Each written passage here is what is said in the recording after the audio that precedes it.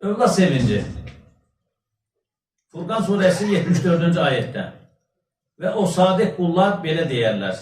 Belə niyaz edərlər. Rəbbimiz bizə gözümüzü aydınladacaq eşlər və zürriyyətlər bağışla və bizi takva sahiblərinə öndər qıl.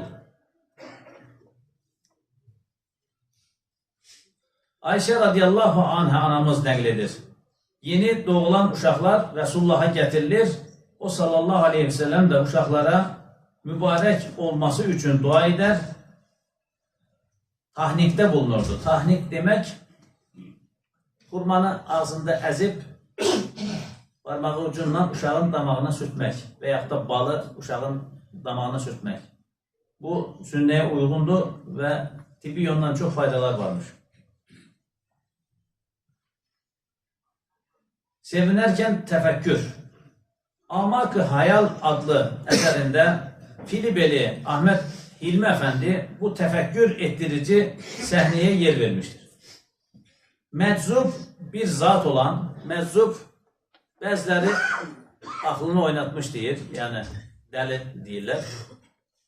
Amma həqiqətdə arif-i billah olan şəxslər, yəni məcub bir göründü zat, Aynalı baba bir pişik balasının doğulması səbəbilə şənlik etmək istər. Hekayədə təhsilli bir gənci təmsil edən raci buna heyrət edib hikmətini soruşunca bu cavab verir.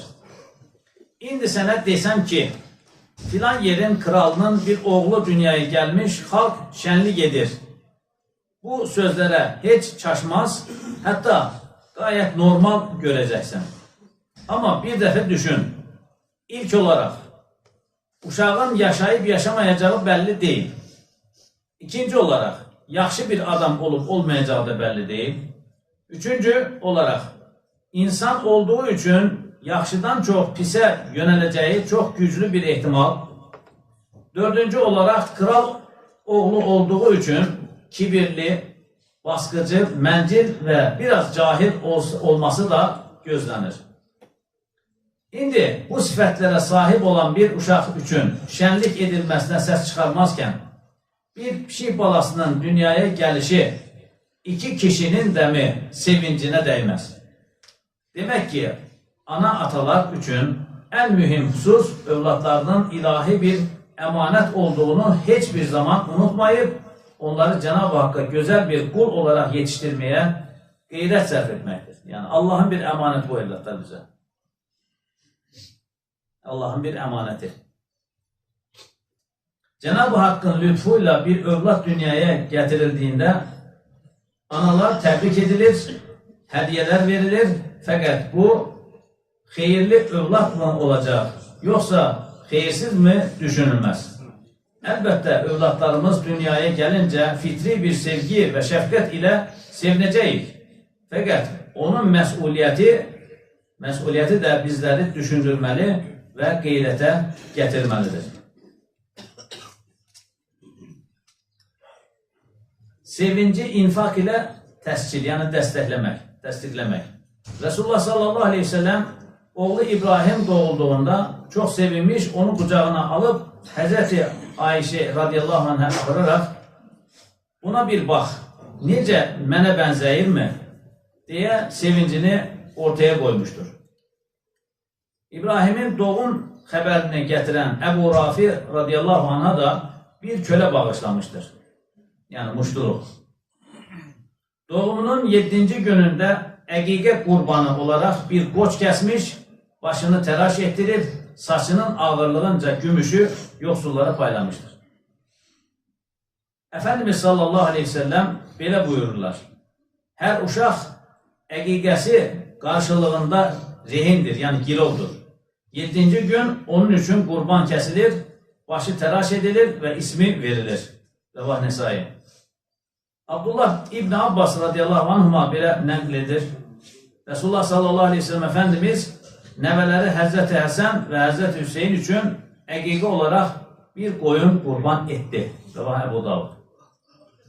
Yəni, uşaq dünyaya gəldiyi zaman sevincimiz belə nə olmalıdır? İslam'a uyğun olmalıdır. İnfaqla olmalıdır, yaxşılıqla olmalıdır. Yəni sevindiğimiz zaman şıltaqlıq eləyib cızımızdan çıxmamamız lazım. Adam uşaq dünyaya gəldi, sünnətləyir, amma sünnətləri süfrənin üzərində Allahın haram buyurduğu içkini gətirib qoyur. Bu nə sünnət oldu? Bu nə sünnət oldu? Mənə nə deyəcəklər? Cəmaat nə deyər? Allah nə deyər? Peyğəmbər nə deyər? Ona bax da. Barı sünnət demə, qonaqlıq demə. Uşağı sünnetliyəm deyir, amma içkini gətirib qoyub ortaya. Bu nə sünnət oldu bu? Sünnət olmadı, haram oldu bu.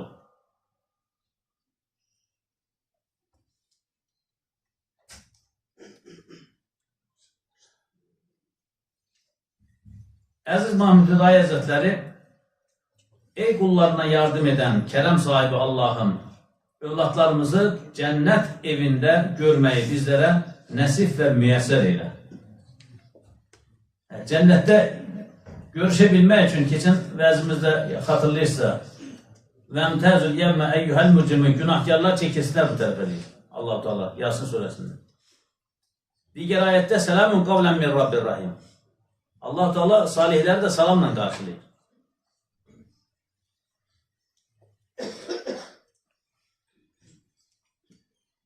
Yəni ahirette beraber olabilmək üçün bu dünyada Allah'ın ve Resulünün buyurdukları istiqamətlə hərəkət etmək lazımdır ki, ahirette beraber olabilək.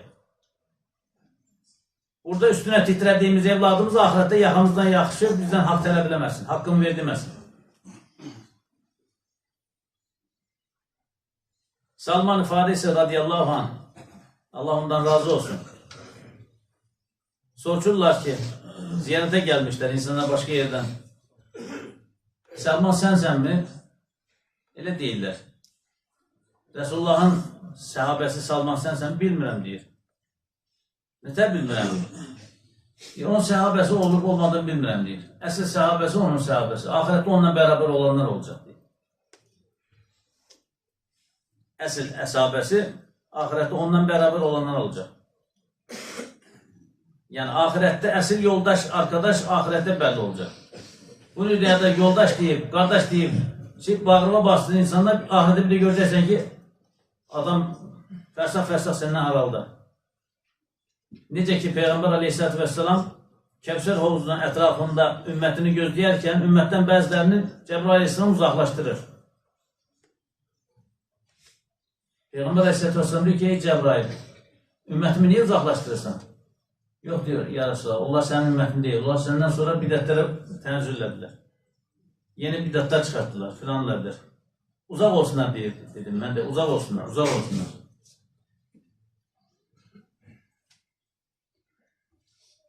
Ya Allah. Halal süt, halal lokma. Temiz ve halal. Bəqərə suresi 168. ayette ey insanlar yeryüzünde olanların halal ve temiz olanlarından yiyin.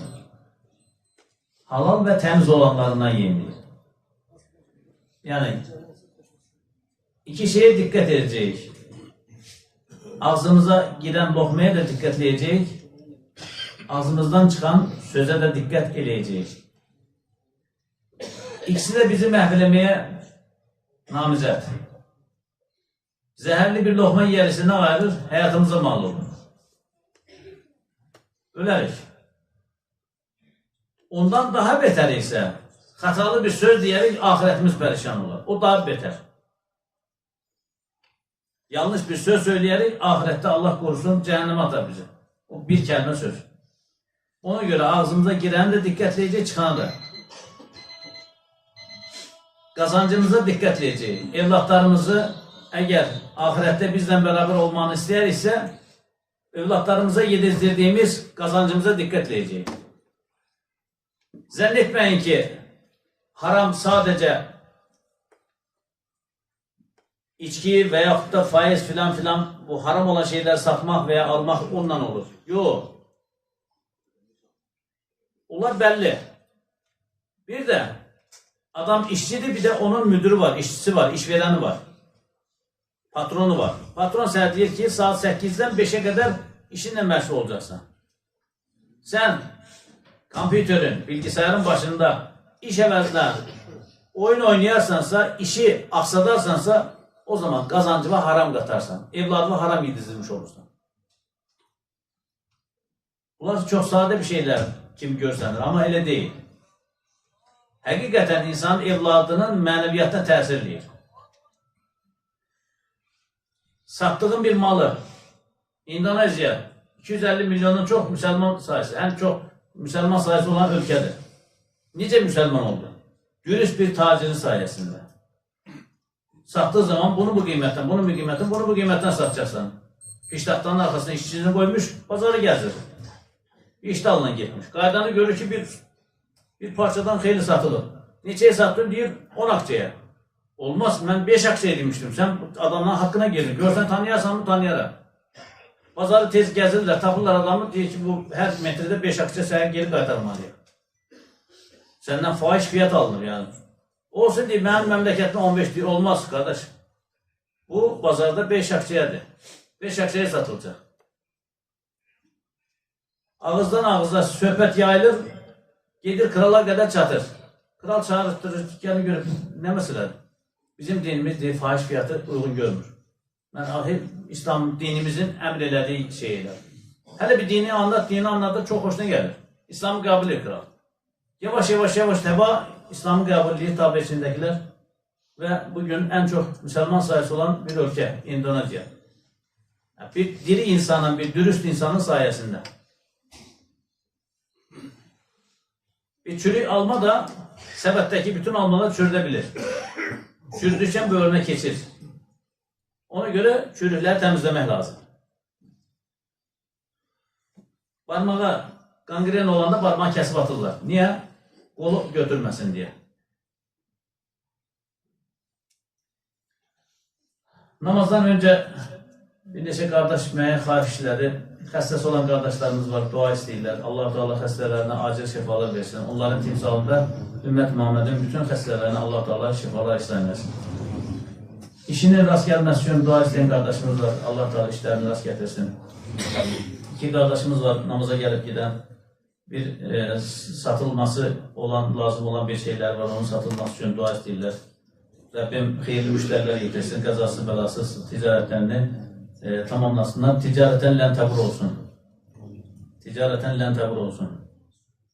İstər öncəbəd olsun, istər axacəbəd olsun, xalqımızın, millətimizin, məmləkətimizin bütövlüyü və əmin amanlığı üçün xidmət edən əskər və zabitləri və digər insanları Allah-u Teala öz hıfz zamanda saxlasın. İşi olmayanlara iş, eşi olmayanlara eş, evladı olmayanlara Allah-u Teala salih və salihə evladlar ihsan eləsin. Evladı olanların da Allah-u Teala sayını artırsın və salihlərdən eyləsin. Allah-u Teala xeyirli işlərimizi tamamlamağa nəsib eləsin. Qardaşlar, məscidimizin müəyyən ehtiyacları var. Vaxtilə məscidimiz 150 kvadrat metrədən ibarət idi.